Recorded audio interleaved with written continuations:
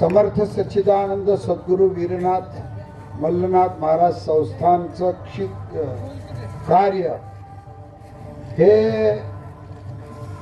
शके 1718 सालापासून अव्याहतपणे चालू आहे. आदरणीय विनायकरावजी आपसिंगेकरांनी महाराजांच्यावर PhDचा थिसिस केला आणि डॉक्टरेट मिळवली.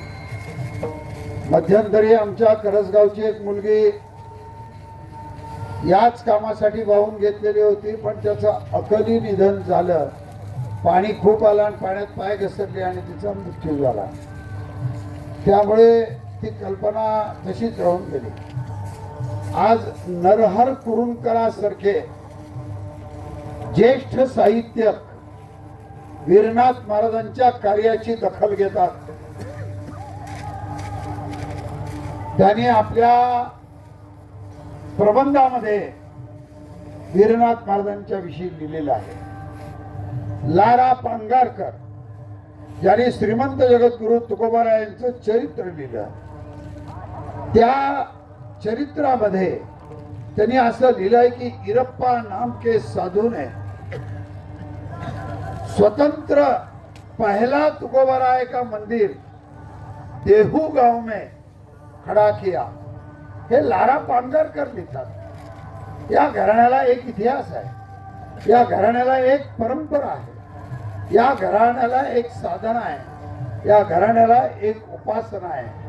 या घराण्यामध्ये आज कार्य करणाऱ्या किंवा गादीवर बसणाऱ्या माणसाला तपश्चर्या केल्याशिवाय त्या गादीवर बसता येत नाही.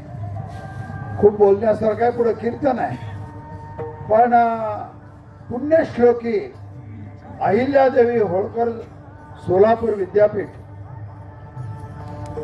मानव्य विज्ञान विद्याशाखा अंतर्गत इतिहास विषयाच्या विद्या वाचस्पती PhD पदवीसाठी सादर केलेला शोध प्रबंध औसेकर घराण्याचा सांप्रदायिक इतिहास एक चिकित्सक अभ्यास यांनी त्याचं चिंतन म्हणजे 1770 पासून ते 2000 सालापर्यंत केलेलं आहे.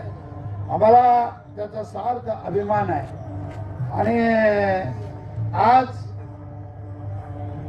वीरनाथ महाराजांच्या घराण्याचा आणि औसेकर महाराजांच्या घराण्याचा जे एक शोध प्रबंध सोलापूर जिल्ह्यात होतोय, म्हणजे पांडुरंगाच्या चरणाच्या जवळ होतोय आणि पांडुरंगाने या प्रबंधाला मान्यता दिली असं म्हटलं तर वावगं होणार नाही.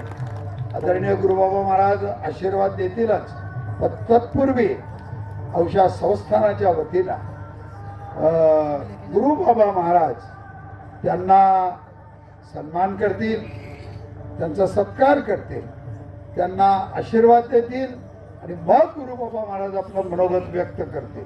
आशीर्वाद.